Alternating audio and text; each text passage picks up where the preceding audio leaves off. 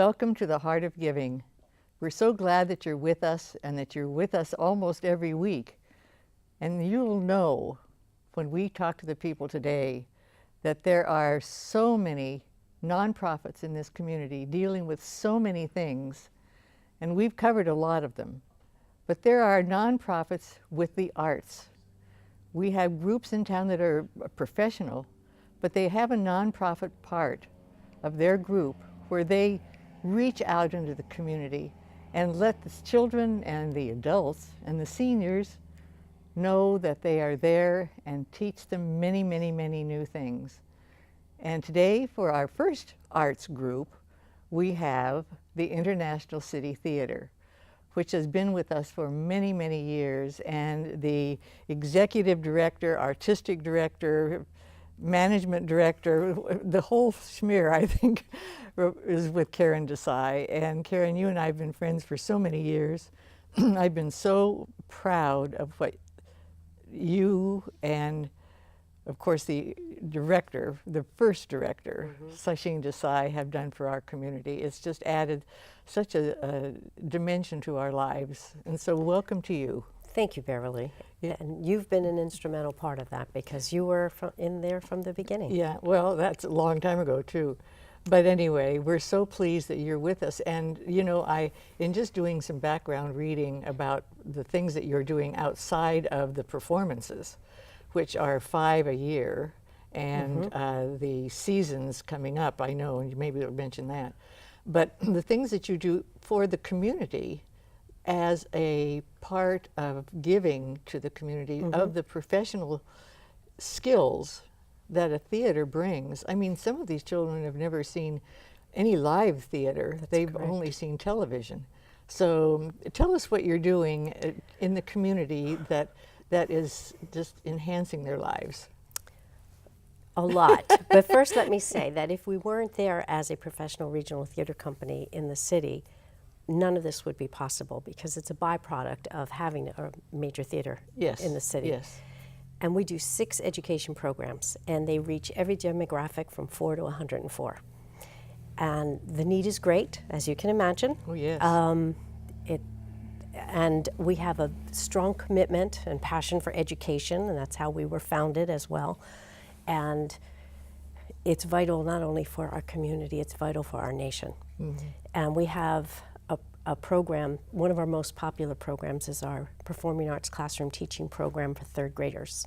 Oh my. We go into the 3rd grade classroom During once the a week school for year. 3 weeks. During the school year. Last school year, we made 405 classroom visits in the 3rd grade. That's just one program. Through the Unified School District. Yes, the school district's our And partner. just a little bit, what do you do? What do we do? It's curriculum based. I wrote the program. This is going into our 12th year. And, well, we're in our 12th year, I should say. And you do a lot of that. So tell us what you do when you go into a 3rd grade classroom and they look at you and they say, what do you do? What are you going to do with us? There's a study guide. It's curriculum based. There's vocabulary theater games that teach them concepts about working together, about using their imagination and creativity. They write a play, and the 3rd week they perform it. Oh my. So it's really making a difference. Have extraordinary response from the teachers and the students. Even one little boy, Miguel, I remember his letter, because letter writing is part of the 3rd grade curriculum, and that's one of the things we ask the 3rd graders to do. And he wrote, he was so happy and exhilarated about the program, the 3 weeks, and he said, I hope you'll come back next year for the next generation of 3rd graders. Oh my. But it was so sweet that he was thinking about others. Well, one of the things, and this is totally probably off track of what you're talking about, it's just one segment of it, but you go into the classroom and I think you had 2 students talking to each other and you said, now look at each other to be happy.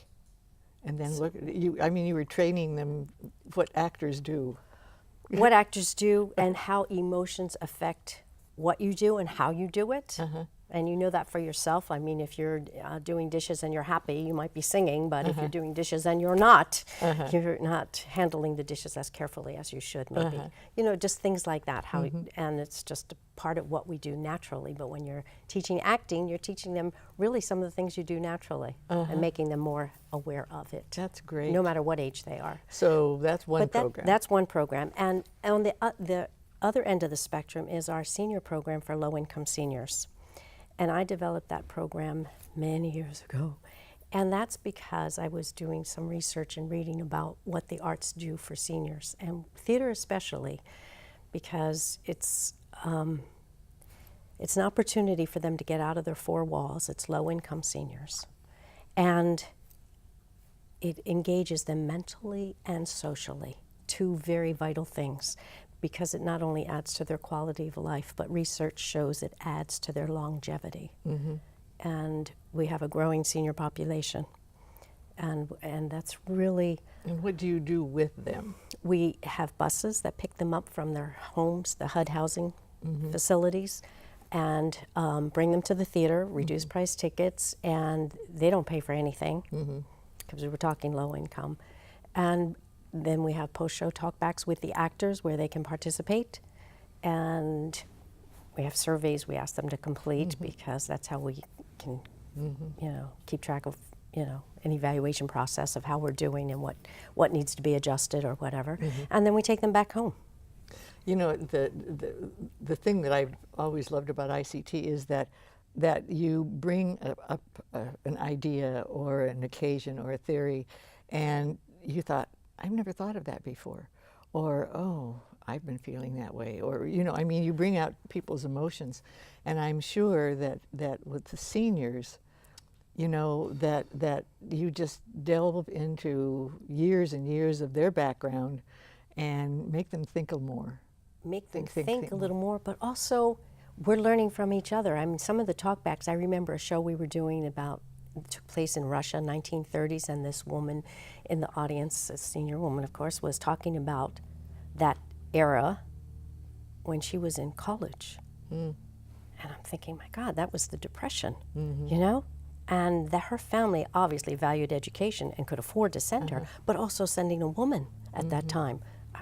I mean, I was learning too. So, and that's what theater does too.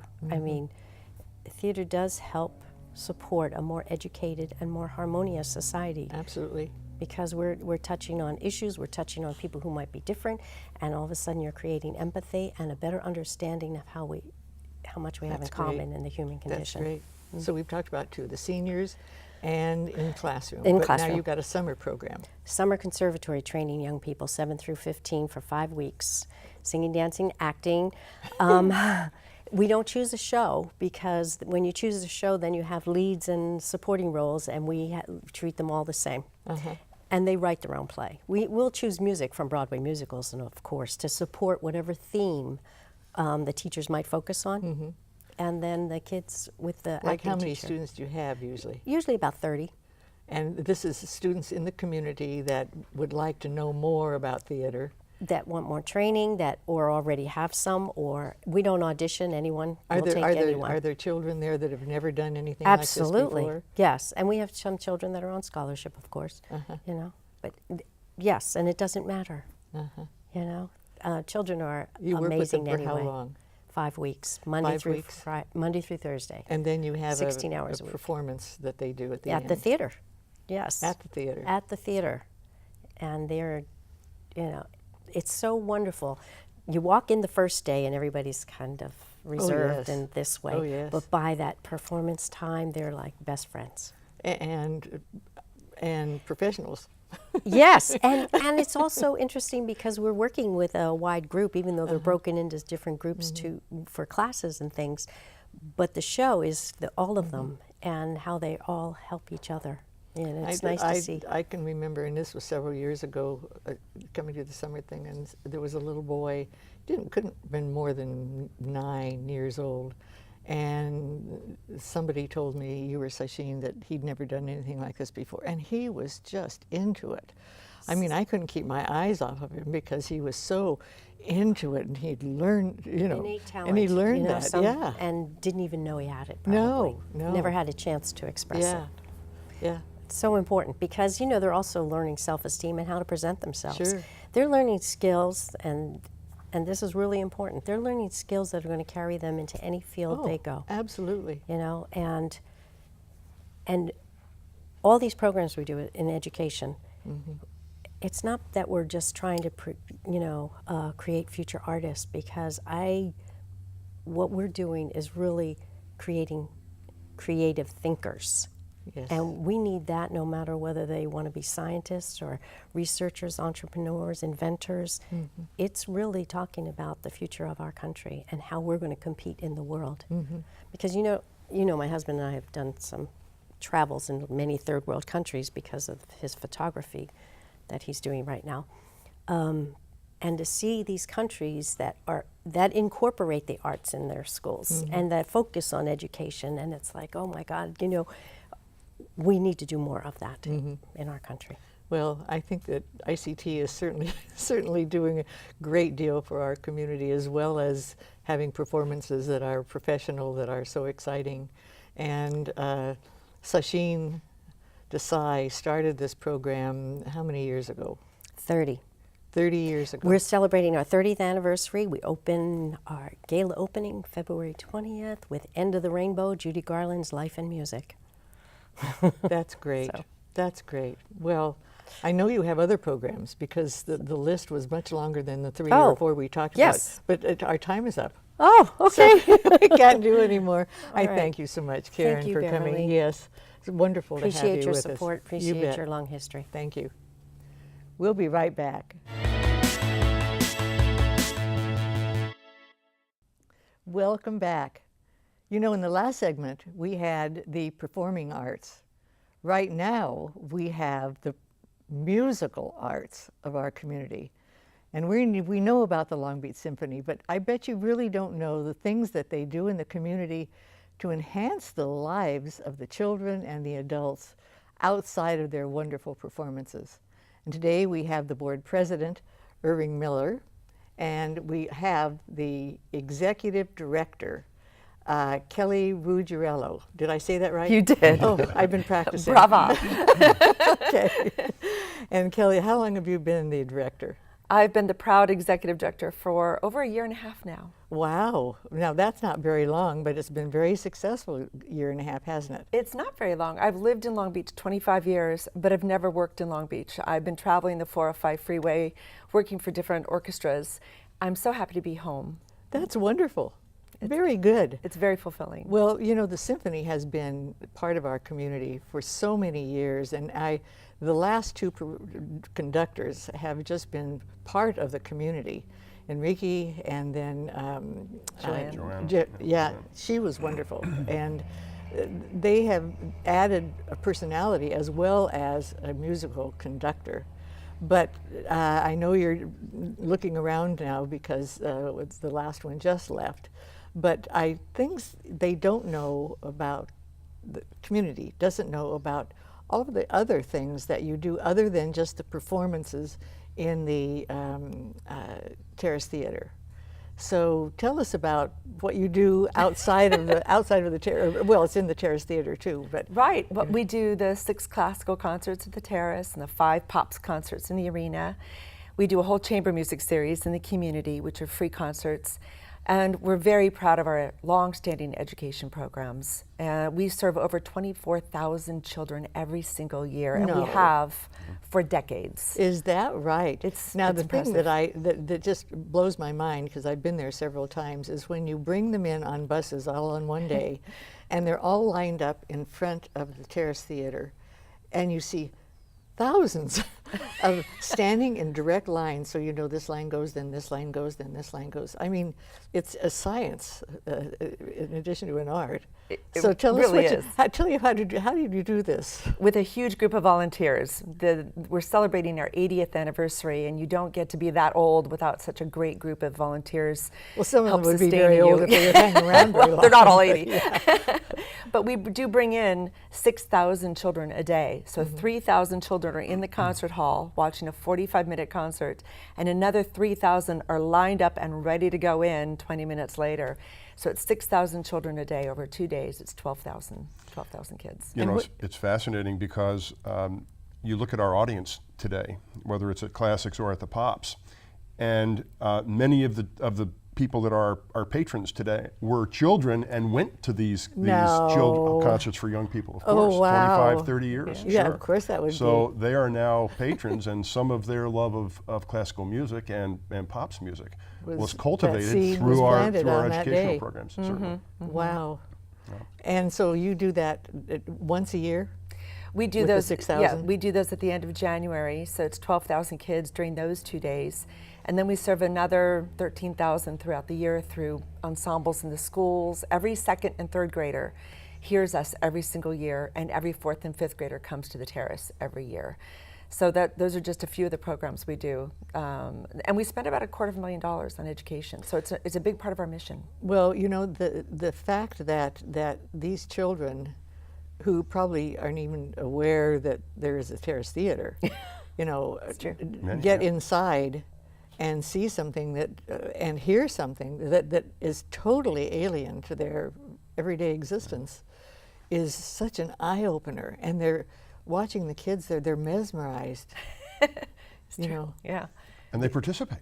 I mean, it's fascinating to see, you know, you'll see them in the audience and they're absorbing what the conductor is doing on the stage. You know, I did team sports for my whole life. Classical music and an orchestra is probably the epitome of a team sport.